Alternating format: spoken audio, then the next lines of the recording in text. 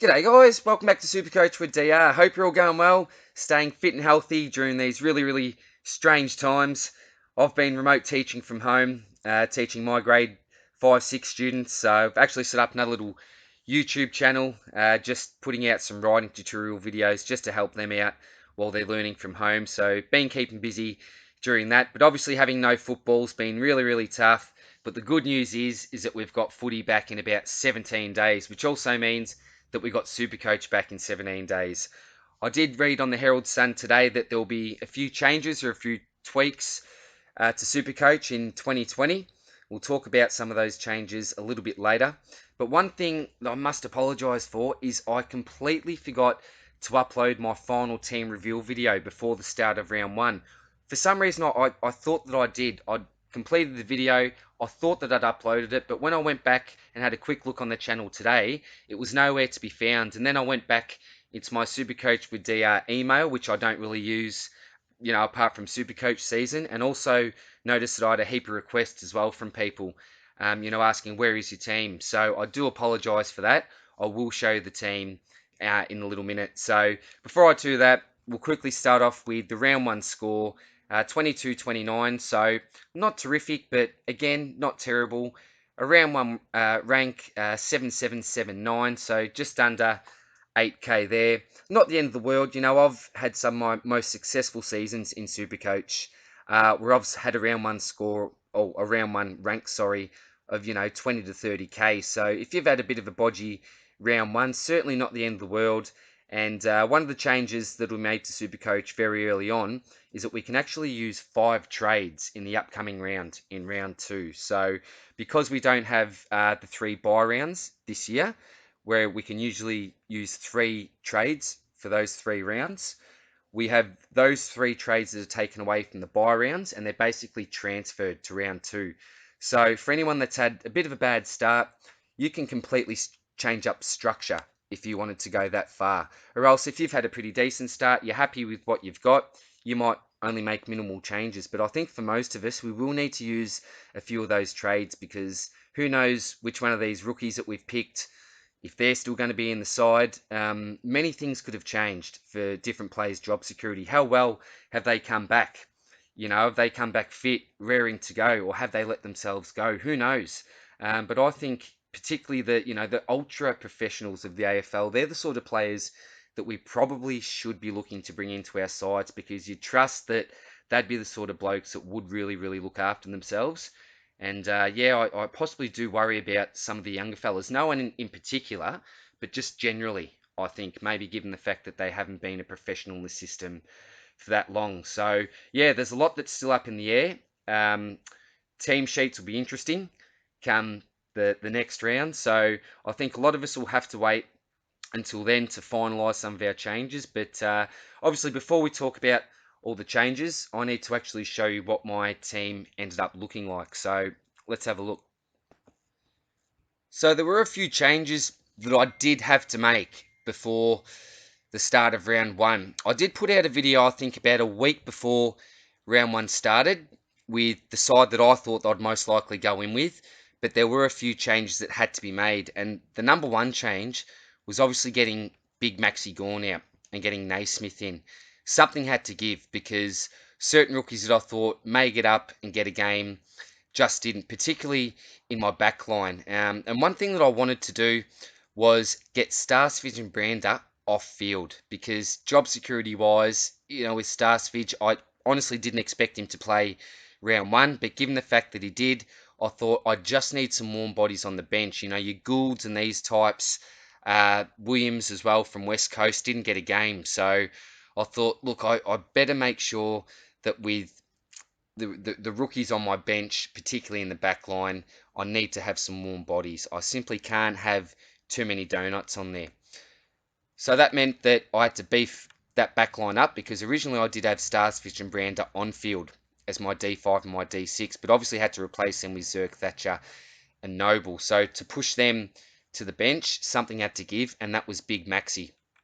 So I ended up getting Naismith in. So after round one, you'd say obviously winning, but it is only one round. Got to keep that in mind. So I'm certainly not patting myself on the back too much yet for the Naismith move, but after one round, certainly can't complain, and it's looking pretty good. So I don't think that there'll be too many teams that will roll with two ruckmen, possibly Brisbane with someone like a Big O because he can play forward. But with Sydney, I don't think Sinclair even played round one, did he, from memory? It was just Naismith. So I know that they do rate him, obviously, as the number one ruck there. So that's possibly a good thing for Naismith if they just go with the one ruckman and get like an Aaliyah maybe to give him some relief every now and then. But we'll go back to the top. So I did end up going with Sicily. That was another compromise there because I did want to start with Rory Laird, but you can see there with just over 15k left, I, I just didn't have the money. I was just short of getting Laird in, so had to compromise with Sicily, but he was a good fallback option, I think. Didn't have the best round, obviously, with a 70. And keep in mind, I can't even remember really what happened all the way back in round one. I just forget, I'm looking at these scores here, but I forget exactly what happened during the game. I did watch all the games, but yeah, my memory's just not that good. I actually forgot some of the people I actually selected in my team, and I'd spent that much time, energy, and research in the preseason on this side, and now it's amazing what you can forget in a couple of months. But yeah, ends up getting Houston back in. I did drop him originally because he had that awkward buy, but when it was announced that the buys obviously weren't going ahead, he came back in. Doherty wrapped with very popular selection, 117. If you didn't get him in, I'm guessing that basically every serious team will probably get him in now due to the fact that he scored that 117 with his price, and it's Sam Doherty. Didn't even have a huge effect on the game, to be honest, I don't think, from memory. That's one thing I do remember. He didn't really stand out and still got a 117, which is a really good sign. Dill Robertson, this is another one I do remember. Just played that key lockdown role, and that was the position that I was hoping he would not play. Really unfortunate. Here's one I'm going to have a close look at.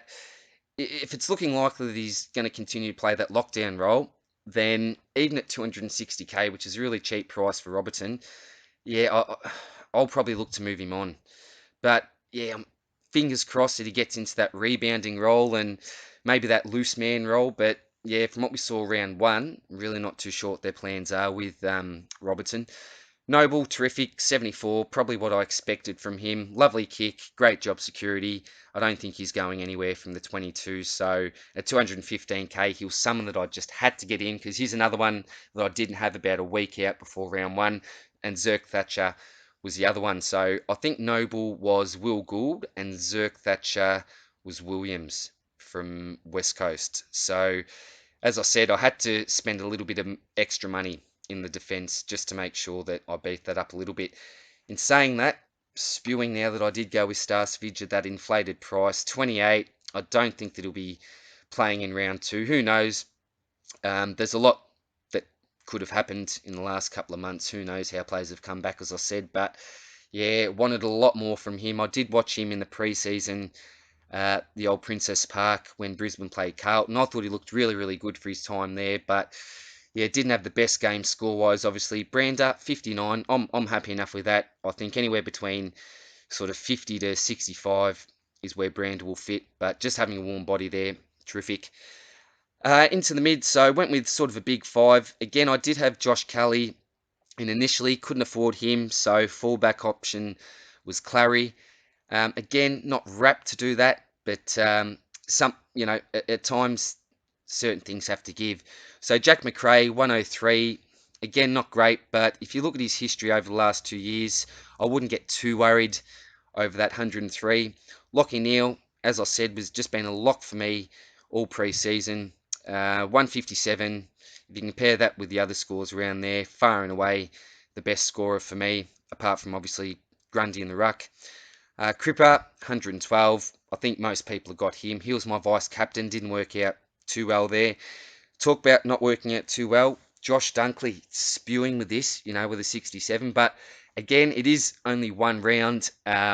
Lockie Hunter won't be there for the first 4 rounds. It's a big decision, actually, because do you get someone like a Jack Viney that's guaranteed to go up in coin?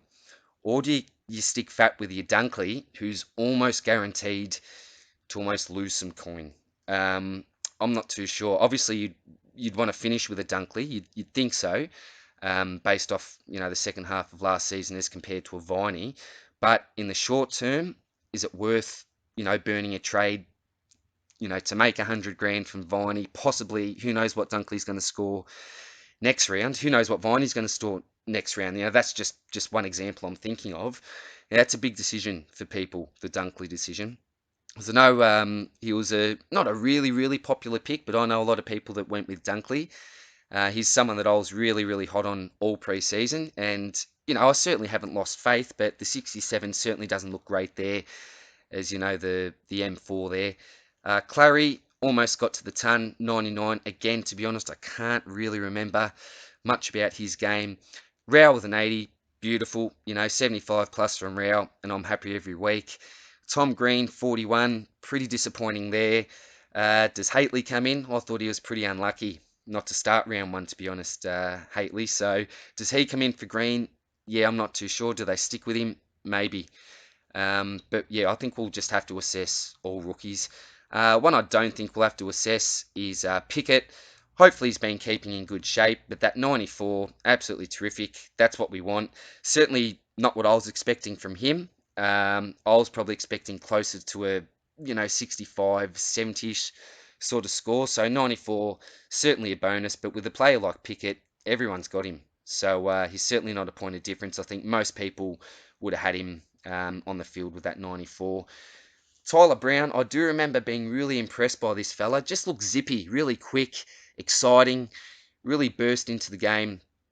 And at 64, good enough score. He was one of those ones that just got selected. Wasn't really on to him pre-season, but because he was selected as playing round one, that's why I selected him on my bench. Very much the same as McInerney, but again, he seemed to, have certain stages of the game I remember where he just went bang and had a really good influence in some, 3 to 5 minute periods. So an 81, you're absolutely wrapped with that on the bench at 123,000. And Buderick, at 106,900, well, 40 plus, I suppose he's making money. So, I'd want a little bit more from him, but, what do we want from, a DPP player that's an M9 that cost us, under 107,000. So on to the Rucks, Big Brody there, captaincy choice every week for me. Vice captain or captain, Grundy's got to be part of the combo there. So, just yeah, I can't say any more than that. If you got Max Gawn, you would have been maybe a little bit disappointed if you had included him in your captaincy loop somehow. But I think Brodie Grundy, just pair him up with someone every single week, and you won't be disappointed. I don't think. Naismith, as I mentioned before, 121. Really impressed with him. Will he average 121? I certainly don't think so. But look, if he can go close to that 100 mark, starting at 250,000, I'm absolutely stoked with that. But again, not counting with chickens yet, but looks like a pretty solid selection at the moment. And yeah, but for Gawn owners, stick fat. Obviously, it was one round, and we know his history. We know what he does to opposition ruckmen, so don't get too down on yourself, I don't think, about Max Gawn. I was absolutely set and forget this season. Obviously when Maxi went down, I certainly looked at many other options, but this Naismith was just a sort of break glass in case of emergency move, and that's what I had to do in the end with the lack of defensive rookie options. Got my loop there, Combin. And in the forward line, well, yeah, pretty good, I think, apart from the Brayshaw score there. Dusty, 126. The track, 105. Segler, really keen on him. Didn't have him a week out either, but he had to simply come in if I was running with Naismith. There was no way that I wasn't going to go with Segler if I got Naismith in. So I eventually got Naismith in, and Segler just had to follow as well. With Naismith's injury history, I just need another backup option in Segler. But just, as a forward in general, I think, 101, yeah, very happy with that score. Brayshaw, geez, I can't remember this. I just remember being so frustrated because, was it Chera, or there was another player that it seemed like he was just rotating on and off with. So it wasn't even though he was getting rested in the forward line. It's like he'd play his 5 odd minutes of mid-time and then off, on, off. And I think he was being rotated with Chera. I think it was Chera. I may be wrong on the player he was rotating with. But yeah, his time on ground was absolutely terrible, and he did have a chance, well, two chances actually, to kick a couple of goals in really crucial moments of the game. So it's big ifs, but if he nails those two goals, yeah, he gets very very close to 100. What's that? 34 points, two goals in really crucial times. Yeah, I think that could go close to a 34 to make his way closer to 100. So certainly not a failed pick, but I just don't know. Was it Longmuir the coach? I just don't know what he was doing with Brayshaw. At least rest him up forward rather than just put him on the pine. So I don't think there was anything wrong with him. Um, but yeah, one I'll have a good look at. But I was a big fan of him pre-season, so I want to stick with my gut on that. But remember, we've got 5 trades. Yeah, we do have an opportunity to make a few moves if we need to. Dev Smith, lots of people got him. Very popular pick. 105. Can't go wrong there with that score. Taylor, 79. Was a little bit worried with him, I think, about halfway through the game, but then he came right into it. Can't complain with that. Then you got Max King, 40. Well, you basically peg him in for a 40. You get him for your job security, not your great scores. And Kavara was one of those last minute ones where he was on the field. I think he was someone I was looking at last year, last pre-season. Thought he may look to get some games at the Dogs. Because of that, I thought, well, he's in this year. I'll go with him. Obviously, at 32, I'm going to look to move him on. If Sturt from Freo is named in round 2, then yeah, he's a very, very obvious selection to come in there. So yeah, apologies that I can't really remember certain details about each of the players' games. There's some that I can that stick out in my memory because I was really, really wrapped or yeah, just really frustrated for one reason or another. But that is aside. What changes will I look to make? To be quite honest, I haven't even thought about it. I will need to make another video talking about the changes that I'm looking to make because we've got 5 trades, so I don't know how many of those trades I'm going to use. My hand may be forced with the team selections. Who knows? So I think we'll need to have plan A, B, C, D, all the way up to Z, I think, at this stage, because there's still some unknowns. We're not sure on certain players or, even how these 16-minute quarters are going to affect scores. There's still a lot of the unknown, but I know what I'm going to do now is obviously go back to that Herald Sun article. You don't have to be a subscriber, so everyone can access it. I highly recommend that you do. And then I'll make another video discussing the article, some of those changes, and then talk about what I might possibly be looking to do to my side, because I'll be making at least 2 changes at an absolute minimum. Will I go as far as 5? As I said, I'm not too sure. We'll really just have to see. But that is the side. Sorry, it is a long, long time coming. Thanks for everyone that did send me those emails at supercoach@outlook.com. I really do appreciate it. And sorry I didn't get back to you. I just don't log into that email. As I said, just didn't even think about Supercoach, so obviously didn't even think to log into that one. So I do apologise for that. And yeah, hopefully now that I've got it up, you can have a good look. Give you as much feedback as you want, what you hate about it, what you like about it. Always open for constructive criticism. But to be honest, I need to get my brain back in Supercoach mode because I haven't thought about it for a very, very long time. But now that we're, well, you can see there, 17 days, 1 hour, 32 minutes. Gee, 16 seconds going for a long time. I must have lost my internet connection, I think. But that's probably time. That's probably a sign to end the video now. So thanks again, guys, for watching. Hope that you're all well. Great to see you all again. I will be back on all the websites, your Supercoach Talk and all that, having a chat with all the regulars. I really have missed out on that. So yeah, I'll be keen to get back in contact with everyone. Say good day down the bottom. As I said, give us some feedback on what you like. Any questions, shoot them through. I probably won't have the answer yet. As I said, I'll probably need a day or 2 to get my head around things. And then I'll post another video, upload another video, probably within the next couple of days, hopefully. So again, guys, take care. Hope that you're all well. Stay fit, stay healthy, stay safe, and I'll see you in a couple of days. Cheers, guys. Bye.